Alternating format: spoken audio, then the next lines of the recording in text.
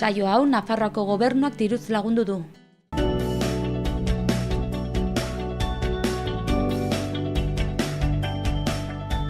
Kaixo eta ongi etorriak beste egun batez Ur eta Lur saio honetara. Gaurkoan bi atal garrantzitsu izanen ditugu. Lehenbiziko atalean uhartearakien ospatuko den Artzai egunaren inguruan solastuko gara, eta horretarako gurekin alde batetik Jose Mari Uztarroz izanen da, bera Idiazabal jatorri izendapeneko lehendakaria eta Artzai egun honetan ere antolatzaile lanetan urtetan dabilena. Berarekin batera Txomin Uharte izanen da, bera Aralarmendi elkarteko lehendakaria dugu, eta biekin batera egun horretan zer ikusten ahalko den azalduko diguten ere, eta pixka bat lan handia eskatzen du horrelako feri garrantzitsu bat ospatzeak, eta ze lan dabiltzan azalduko digute, eta esan bezala, egun garrantzitsua, polita, gustokoa izatea, eta izango dena espero duguna. Artzai egunetik salto eginen dugu, eta ardien inguruan solastuko gara, Latxa arrazaren inguruan, eta horretarako gure platoan ere Maite Lasarte izanen da, bera Nafarroako Latxa arrazako Aslanako teknikaria dugu, eta berak Latxa arraza nola dagoen azalduko digu ere, artzantza nola di joan ere, eta pixka bat zuek ere jakiteko Latxa arraza, bertako arraza, bazken urte hauetan zertan hobetu den, eta nolako etorkizuna duen azalduko dugu. Orain honetan, egun garrantzitsu baten inguruan solastuko gara, badakizu denok, heldu den igandean, abuztuaren 27an, Uharte Arakeien, Artzai eguna ospatuko dutela, eta ez lehenbiziko aldiz.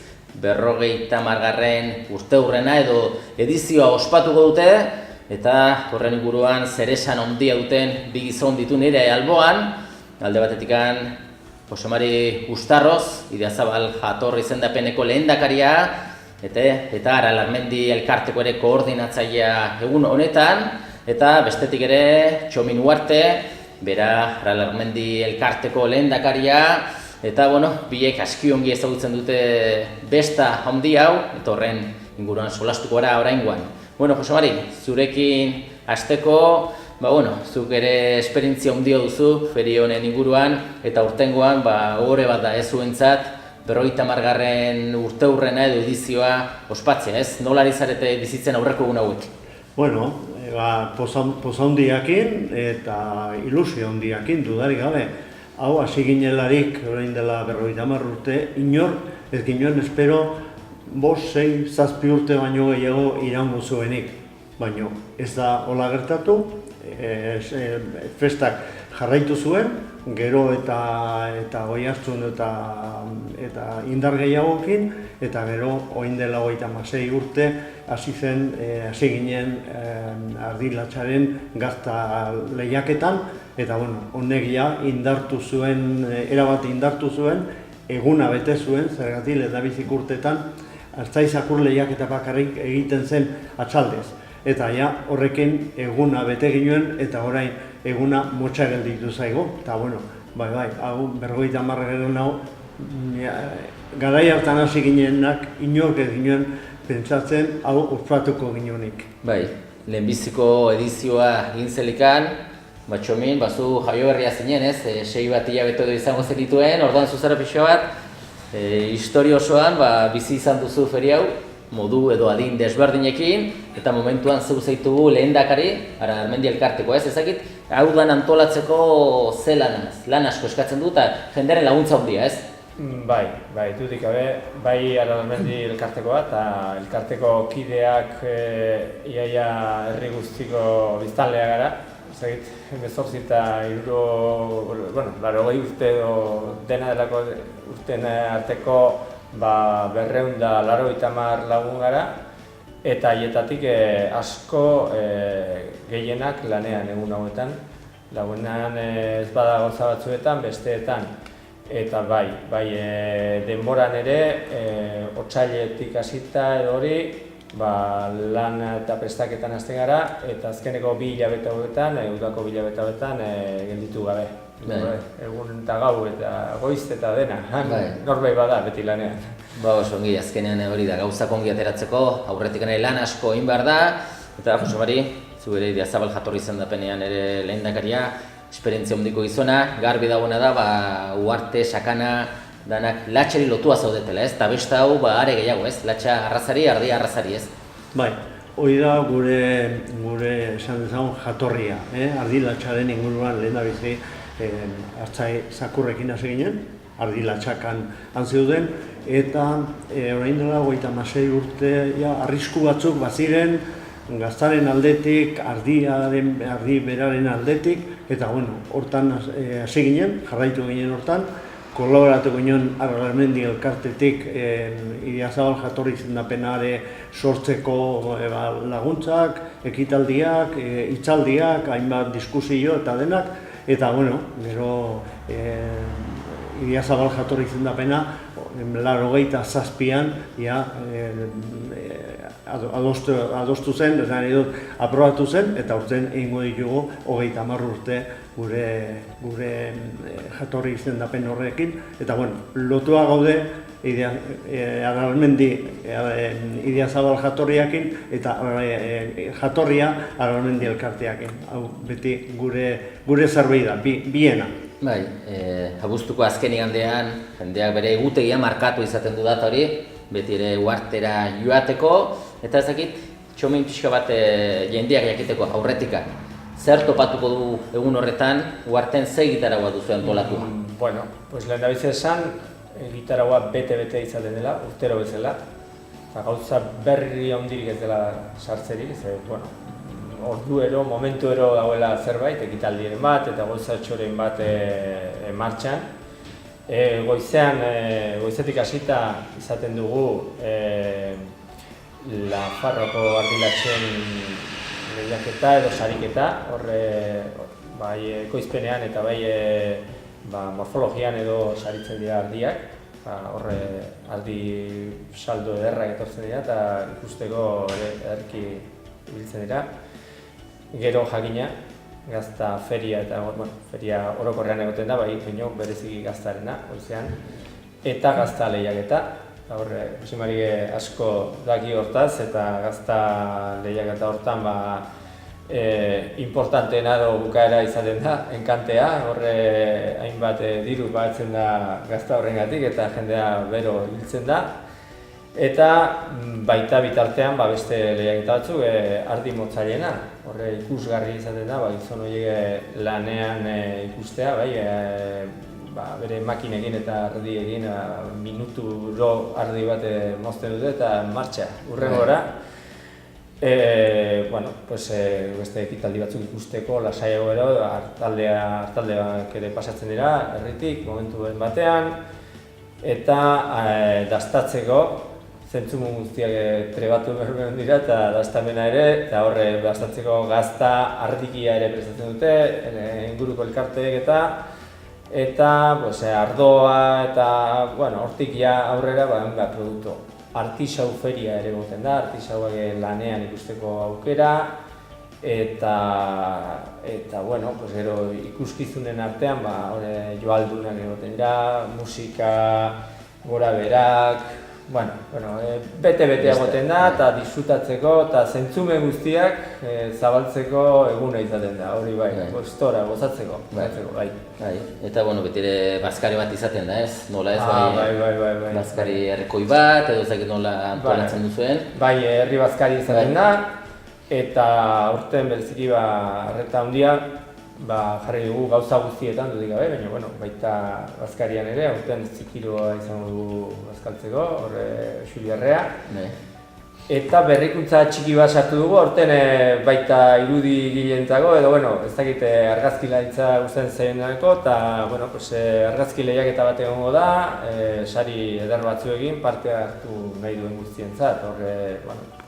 Beti interesa egoten da, zer, nola, noiz pasatzen den, eta hori argazki batean ikustea edo fotografi batean erra izaten da, bai. Eta gero, arratsaldekoa nik uste dut garrantzitsua da, ze harrek 50. urteurrena betetzen du, hartzai zakur lehiaketa, eta hor azpimarratzekoa izango da, omenaldi eder bat, parte hartzen duten eta hartzaileei edo, Eta, bueno, goizean ere, egongo da, beste emenaldi bat, jai hau bultzatu duten persona horiei, eta arratsaldean bereziki 50 urte hauetan gurekin egon diren artzai eta artzaizakurrei ere, denei. Hala da, Jose Mari, azkenean artzaizakur lehiaketak eman dio ospea, eta hori da pixka bat, zuen bestaren izarra. Eta, artzaiak Nafarroko txapelketa du ez, artzaizakur txapelketa, eta artzai honenak, beraien zakur honenekin hor izanen dira hartzen ez? Bai, horixe, Nafarro guzitik etorriko die, eta gero jakin txapelduna zuzenean joaten dela nazioarteko lehiaketara, txapelketara, oinatira. Eta txapeldun ordea Durangaldeko Euskadiko finalera ere joaten diela. Eta gero, baita ere jende gutxik daki, baina Kataluniako lehiaketa guztietan bada gure Euskal Artzain zakur bat eta artzain bat. Lehiaketa guztietan. Eta datorren hurrengo igandean, irailaren 3 uste dela, hor joango da, txakur batekin edo birekin Kataluniako finalera. Handik sailkatuko dire, gero Euskadira, ez Euskadira, nazioarteko lehiaketara sailkatu diren bi hoberenak. Baina hor parte hartuko du gure artzain batek. Hori jakin, kanpoan nola baloratzen diguten. Hori da. Eta, badakigu guztiok, Antonio Alustiza artista dugula ez, artzaizakur lehiaketetan, urtean dana eraman ditu uharten irabazi, eta iaz, sorpresa edo pixka bat, Jose Mari Istilart ez, Amaiurtarrak irabazi zuen, eta horten ere bada emozio puntu hori, ez? Gauza bazen egin beti Antonio hor dago Antonio Alustiza zakurrarekin, eta, horten ze gertatuko den, jendea badu bere emozio bada horre ere. Horixe, segula ez da jakitean nor izan behar duen, zergatik, badakizu, txakurrak ez dira beti ongi egoten. Gero ardi saldoa da, haiek ere nola portatuko dire, zer egingo dute momentu batean, atzea, aurrea, ezkerrea o eskuira. Ezin da horretien makinak eta zaila da esaten. Emozioa beti horregoten da. Jendea gustora ikusiko dudik gabe, eta beti ere ardilatxaren produkturik preziatuena, badakigu gazta dela, egun horretan bertan txomenek ere saldu dugu, dastatzeko aukera izango dela, eta berezik izan eta gazta lehiaketa ere ez? Bai, Nafarroako lehiaketa. Ardilatxaren esne gordinaz egindako gaztak eta hori da zehaztuak, ez da eozein aurkeztual izaten, izan bere gazta egon behar du ongi identifikatua eta zehaztua elkarteren batek edo konseiluak edo zehaztua egon dadila. Eta gero, horko 10 sailkatuak joango dire Euskadiko lehiaketara Idiazabalen urrian, Idiazabalen egingo dena. Eta egun horretan irabazle gertatzen den gazta hori enkantean ateratzen da? Gazta erdia, ikutu gabeko gazta erdi hori enkantean aterako da, eta ia nola zer ateratzen den, hori ere... Esaten dute sosa hor geldiri dagoena ez duela deustako balio ez, hori du orduan sosa honizun batek gara joan da ongi pagatu, ez? Begira, sosa, esan du, asko dela, egia, hola da, baina horrek ematen dion izena, gaztari, gaztagileari, eta egunari ez ginduke egingo 10 aldiz gehiago dirua jarritare. Horre badu jartzun ikeragarri bat. Hori da. Eta guk ere ordu honetan gozea sartzen hasi zaigu pixo bat, enbeste gazta, eta ardua nik ere gustura astatuko nuke, eta Jose Mari beti iten du berduan, berarekin askotan izaten du gazta bat, eta astatuko dugu ez? Hemen dugu gazta bat, jakin bere temperaturan egon behar duela, hemen, ohartzen naiz, bere temperaturan dagoela, gazta sekula ez puskatu erditik, horrela, kuina bat atera, zati bat, gero zati hau horrela jarri, kanpoko azala kendu, guk esaten dugu azala ez jateko, baina orain arte jende gehiago hilda jan ez duelako, azala jan duelako baino, hoi baia garbi izan. Baina, bueno, horrela, eta beti horrela eta hauek, azken zati hauek, beti egin jendea mailan dagoelarik. Moztu berrian dastatu behar da gazta. Usaina, horrek zabaltzen ditu hauko zulo guztiak. Dastatu gabere barrena sartzen daia. Hori enpozat, usai garbia. Zehatu da, evoluzionatu baten usain hori gozore, eta luzea, eta orduan, agoan sartu. Honegin. Honegin. Berdin.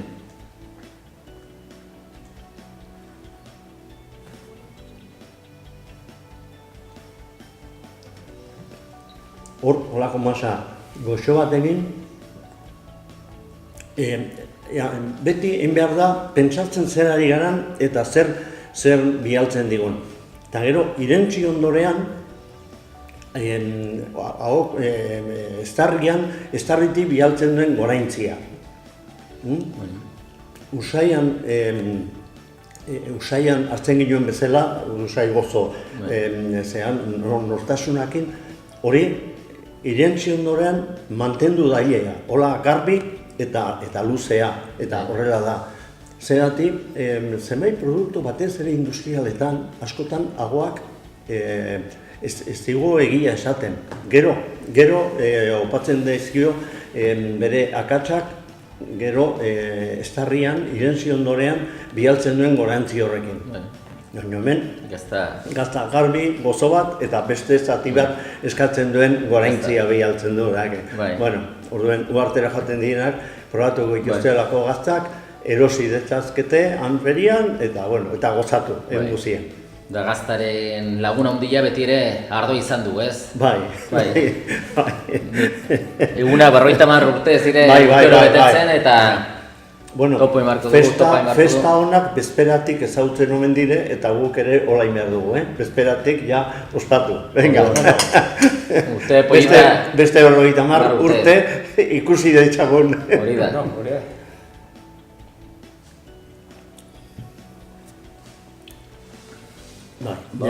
Honekin Everesta guruzatu dezakegu, hau hartu ezkero. Eta bai gauz bat utzi dugu hor, eta merezi du jakitea, eta batez ere mutiko txiki eta aurrekin da jende gazteakin ikusi ez duena nola egiten den gazta, han artzain batek, herriko artzainak Ricardo, egingo du gazta han denen aurrean, plazan, eta merezi du ikustea nola egiten den. Gehienok, adin badaukagunak badakigun nola den, baina gazteak ez dakite nondik ateratzen den, usteko dute tximini batetik ateratzen dela, eta ez, daude ardiak, eta dagoen hartzaina, eta han esnea jarri behar du berotzen. Hori ere ikusi dezatela. Horrelaxe, ikusi duzue, bi lagun handi izan ditugu gaurkoan gurean, igandean, uartearekien besta handi ospatuko da, eta euskaldun hori besta gustatzen zaigu, eta eta gehiago ardilatxaren inguruan baldin bada. Hemendikan ez, gonbitu ez ikusentzuleak, igandean uartera joateko ez? Bai, gonbidatu bi gauzengatik, alde batetik festa berezi eta goxo bat izango dutela, jakin 59 urtez ez daukagula ezer txarra kontatzekorik. Ezer, inoiz ez dugu gauza txarrik izan, alde batetik hori, eta bestetik, hartzain hori, ardilatxa hori, hemen milaka urtetan mantenduen hori, hor omerain behar dugu, eta ipatu eta defendatu. Bai, gitarau betea dagoela, gozatzeko, bai profesionala, hartzaina eta hor festaren erdigunean dagoena, bai familia artean, bai aurrak, helduak eta hori, eta festa bila joaten dena ere aurkitzen duela, laguna. Osoki, ordoa gonbitea, gure partetik eta ikusentzulen partetik zoriondu ez, Aralarmendi elkarteari egin duzuen lanagatik urtero, jarrai dezazutela urteetan ere lanean eta besta ospatzen, eta ongi, atera daia dana. Gauza bait, Jose Mari barkatu, gauza txarrik ez dela gertatu aipatuzu, baina gauza txarra bakarra gazta gautzen dela ez? Baina berria etortzen dela. Baina berria etortzen da, bai. Badu irtenbide horrek. Demoraldi bakoitzak beste bat ekartzen du atzetik. Bueno, eta baita ere, zer esan, eskerrik asko komunikabide guziei, zuei bereziki, eta deneri gurekin beti ongi portatu direlako, guregatik ongi hitza egin dutelako, eta lagundu dituelako hau zabaltzen eta mantentzen. Osungi, eskerrak bileri eta ondo pasa, disfrutatu. Venga, igande arte. Igande arte.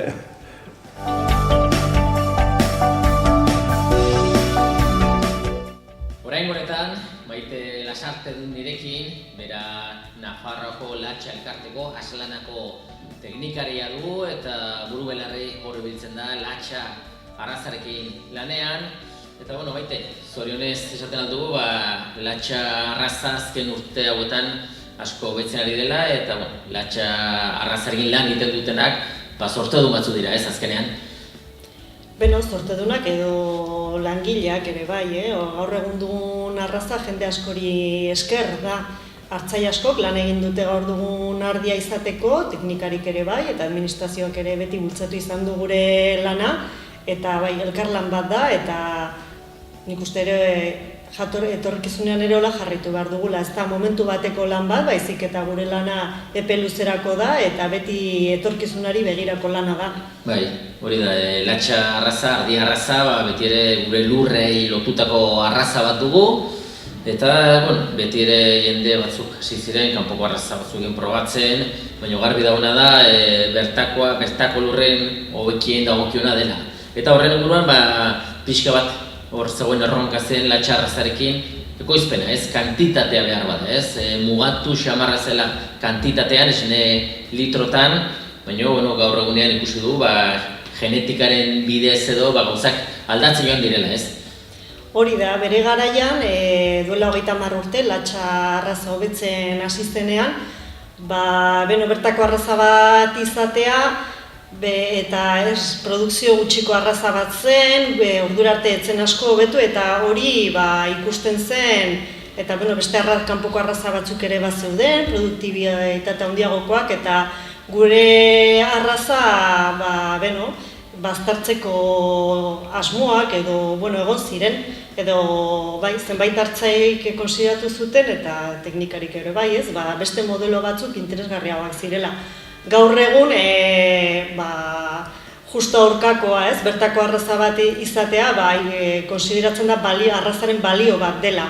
Ez produktibitatea noski landu behar dela, eta lortu behar dugu hartzaiendako interesgarria den arraza bat, eta ekonomikoki baliogarria den arraza bat, ez? Eta hortaz, bizitzeko bizi daiteke hartzai bat, bizi daiteke arraza bat izan behar dugula, baina beti ere lurrari lotua izateak balio asko ditu, gure inguruan ditugun lurrak erabiltzen dituelakoz, jendea herrietan mantentzea lortzen duelakoz, eta ikusi ditugu ere urteaz azkeneko urte hauetan ez, beste modelo batzuk nola egin duten ez, eta noruntz joan diren, eta orduan ikuste gure arrazarekin lan egin den guztia oso interesgarria izan dela alde hortatik. Bai, Latxa elkartea, Nafarroko Latxa elkartea Aslana sortu zen, eta ez egite momentuan pixka bat jendeak jakiteko zenbat bazkide dituzue, zenbatxo ardi Aslanaren barruan? Gu gaur egun 70 hartzailekin lan egiten dugu Nafarroan, jendeak jakin dezan ez, gutxi gora bera 230 hartaldek ardiak jaitsi egiten dituzte. Ze Latxa arraza badakizue, zenbait kasutan hartalde txiki asko daudela, eta batzutan jaitsi ere ez direla egiten ez, baina Nafarroan jaisten direla 230 hartalde daude, eta Aslanan barne 70. Aslanan egotearena, hartzaiaren esku dago, nahi duena barnean dago, eta nahi duena ez, baina, guk beti harro esaten dugu, gure hartzaiek gehienak, 80% baino gehiago, horretaz bizi direla, eta ardiko pure hartaldeak, desente 350, 400 ardiko hartalde mota diela, eta denen artean 30.000 ardi gutxi gora bera manejatzen ditugu aslanan. Bai, badire zenbait hartzai o hartalde ez direnak aslanan sartua, zuk zer esango zenek, ze onura ditu azkenean aslanaren barruan egotek? Guretzat aslanan egotean derrigorrezko ez izatea hori positiboa da. Gu nahi duguna da, benetan latxa hobetzen lan egin nahi duen hartzai gurekin egotea, eta beste batzuk agian beste asunto batzuengatik, ez? Guk erabiltzen dugu genetikagatik, edo aslanan egoteak suposatzen duen lanagatik, edo hortik entzun dituzten zurrumurroengatik, ez daude aslanan, ez? Baina argi duguna da, eta hori bai esan dezake dela, eta guretzat oso baliogarria da, aslanan sartzen diren hartzaiak, jubilatu arte gurekin jarraitzen dutela. Oso gutxik uzten dute gure lana, edo konsideratzen dute ez dela baliagarria beraientzat. Eta hori harro egotekoa da. Bai, gero ere garrantzitsua da, pixka bat latxa arrazatik produktu baliogarriena esnea dugu, ez? Eta esnetikan ardi gazta egiten da, eta badakigu ez azkenean ardi gaztak, latxa arrazen ardi gaztak nolako ospea duen eta zer nolako kalitatea duen, ez?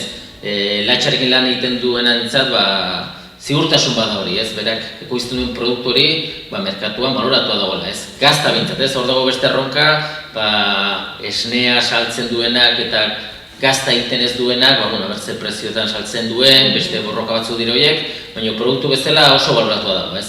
Nik esango nuke, azkeneko 30 urtetan ez du aslanak bakarrik lan egin latxaren inguruan, baizik eta hor sortu dire bi izendapen, jatorrizko izendapen, Idiazabal gazta eta Erronkariko gazta. Hor hartzai guztiek ez lan handia egin dute, beti jatorrizko gazta horiek, bertako produktu hori eta bertako arrazari lotuta egotea, eta horrek denak egiten du, gaur egun latxa dagoen lekuan egotea. Guretzat ez dauka latxa kontestu hortetik kanpo, esan da igual ez dauka inungo zentzurik. Bai, ardia latxa arraza mejoratu dela asko badakigu genetikoki, baina zuk zer aipatuko zenuke, bereziki azken 30 urte hauetan zertan hobetu da asko?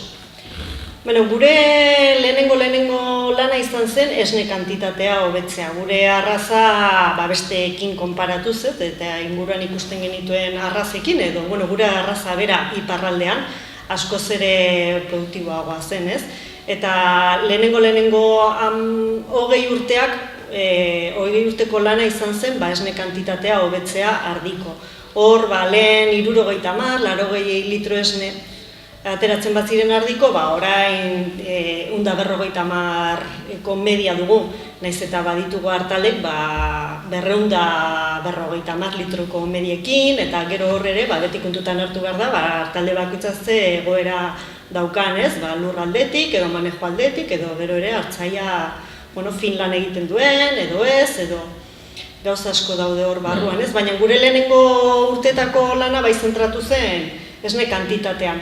Gero horrek 20 urte eta gero, genetikoki ere oso aztertua dago, esne kantitatea onditzen denean, kalitatea, hau da, grasa eta proteina portzentaia, beruntze egiten duela, eta, hor badaramaguia ere beste 15 urte, laginak hartuz eta bi karaktere horiek lantzen, eta errapen morfologia ere bai. Kontutan hartu behar da, 2 litro eutsi behar dituen errape bat, ez da berdina, 500 mililitro eutsi behar duen batena, ez? Ez da berdina ere, eskuz jeisterakoan, hartzaile gustukoa duten errapea edo makinaz jeisterakoan, ez? Orduan hor ere, azkeneko 15 urtean lan hau handia egin dugu, eta hor ere hartzaileek berek asko somatzen dute errapearen aldetik egin dugun hobekuntza.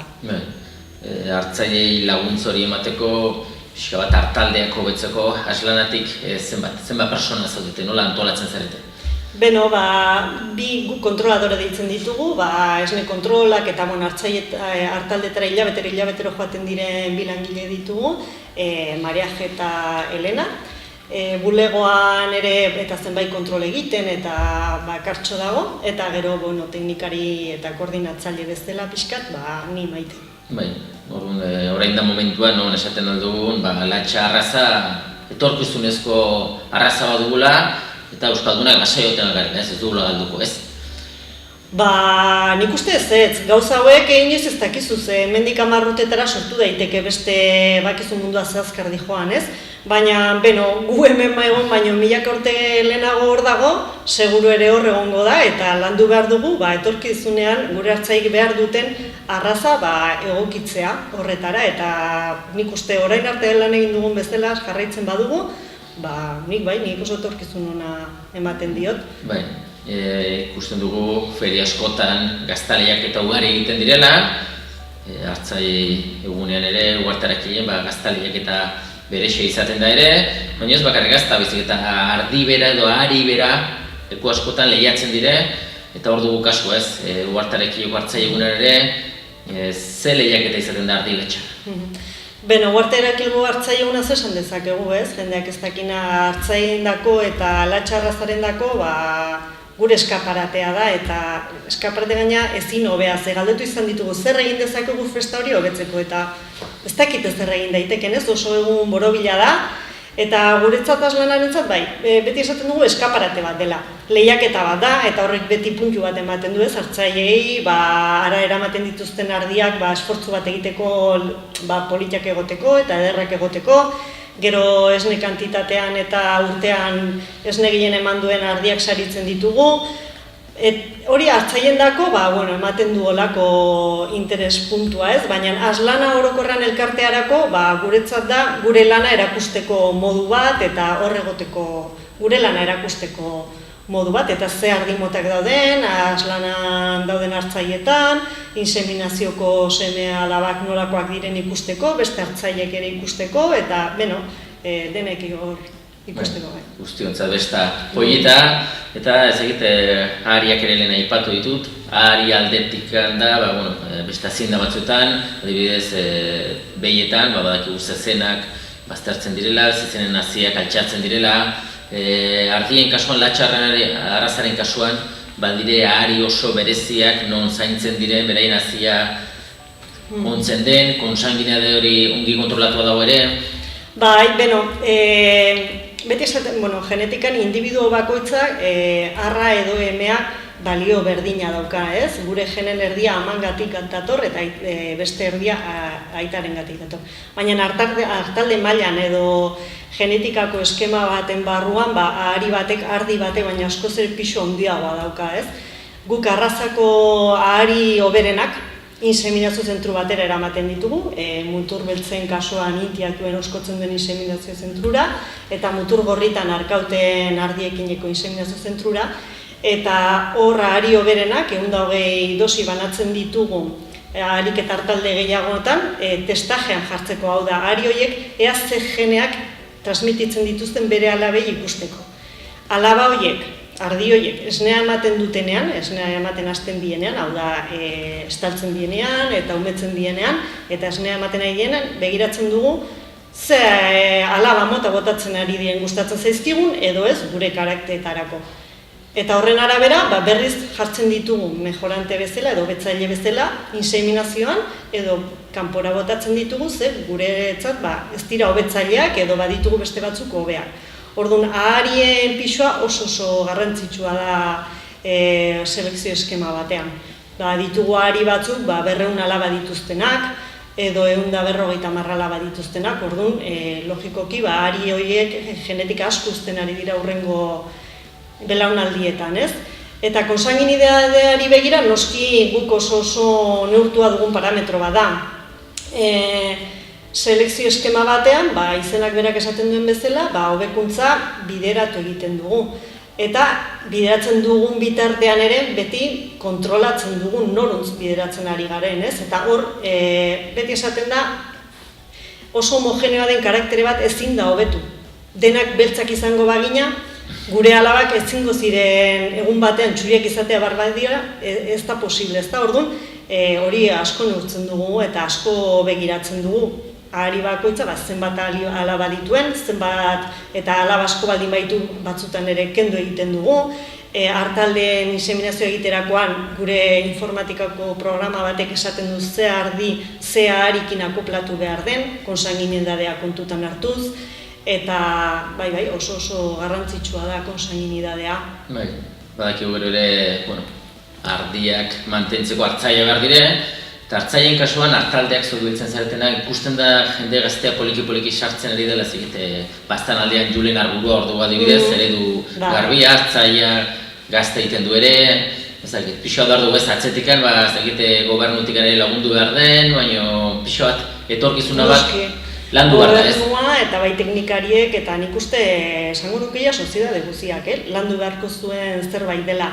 Nekazaritzak, ez badaude gazteak, ez dauka etorkizunik eta urte honetan latxaren gainean ikerketa bat egiten ari da edo sektorean lanean gauden, lanean eta hartzai guztien artean holako ikerketa edo ikusteko nola dugun sektorea eta zer egin dezakegu ez, ikusten dena da sektorearen adina uste dut 60 urte ingurukoa dela ez, argi dago oso sektore zahartua dela. Eta gero ere aztertu behar den zerbait ez, gazteak badaude eta ze hartalde mota dituzten, ze beharrak dituzten, hartaldeak jarri nahi dituztenak ere ze zailtasunak dituzten, eta nik uste hori asko landu behar den asunto bat dela. Hori lagundu eta lagundu non ditugun, non dauden gazte horiek, ze egie da, badaudela hartzai izan nahi duten gazteak, bai baserriko jendea eta baita ere kaleko jendea esaten dena, ez? Ikusten ditugu adibidek, hartzaia ardia jarri nahi dituztenak, baditugu ere hartzai zaharrak, ardiak kendu nahi dituztenak edo jubilatu nahi dutenak, horiek ere aman komunean jarriko beharko genituzke, instalatzen direnean ere ze zailtasun nahi dituzten, diru laguntzan aldetik ere, noski administrazioak esfortzu bat egin behar du, ez da bakarrik hitz egitea ez, baizik eta gero diru laguntza jartzea, eta ez diru laguntza bakarri, baizik eta akonpanamentu bat, laguntza tekniko bat, hori oso beharrezkoa da gure sektorean, eta espero denen artean hortan buru belarri lanean jartzea.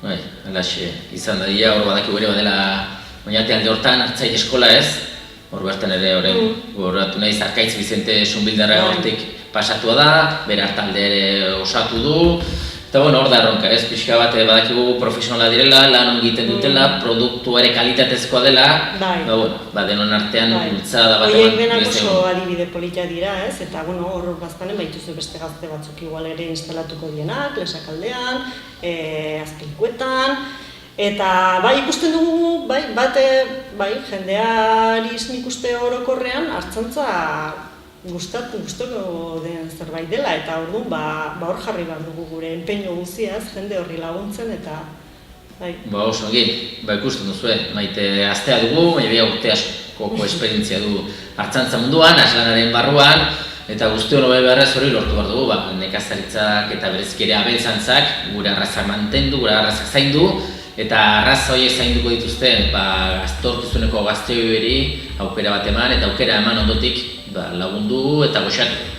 Maite, eskerrak eman zure ere.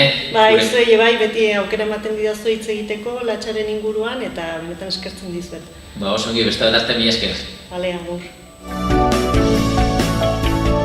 Besterik gabe, agur esateko ordua iritsi zaigu eta betiko moduan eskerrak emanez zuen arretagatik agurtzen gara. Datorren saio arte, ongi segi.